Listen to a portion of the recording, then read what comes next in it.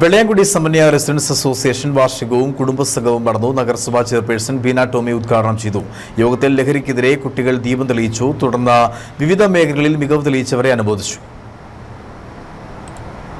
വെള്ളയാങ്കുടി നീണ്ടൂർ സണ്ണിയുടെ വസതിയിലാണ് സമന്വയ residence association വാർഷികവും കുടുംബസംഘവും സംഘടിപ്പിച്ചത്.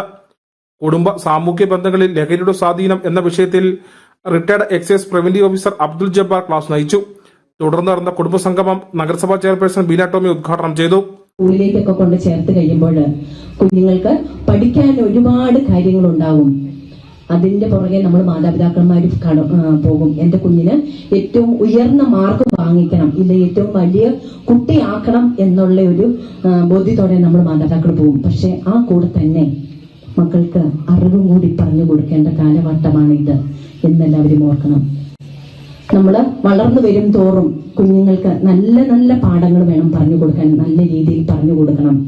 എങ്കിലേ നമുക്കിന്ന് നമ്മുടെ നാടിനെ രക്ഷിക്കാൻ പറ്റൂ, നമ്മുടെ കുഞ്ഞുങ്ങളെ രക്ഷിക്കാൻ പറ്റത്തുള്ളൂ. യോഗത്തിൽ ലഹരിക്കെതിരെ കുട്ടികൾ ദീപം തെളിയിച്ചു. തുടർന്ന് വിവിധ മേഖലയിൽ മികവ് തെളിയിച്ചവരെ അനുമോദിച്ചു. വിവിധ കലാപരിപാടികൾ, ഗാനമേള, സ്നേഹവിരുന്ന് എന്നിവയും ഉണ്ടായിരുന്നു. PJ ജോസഫ് അധ്യക്ഷനായിരുന്നു. നഗരസഭാ vice chairman advocate KJ Benny മുഖ്യപ്രഭാഷണം നടത്തി.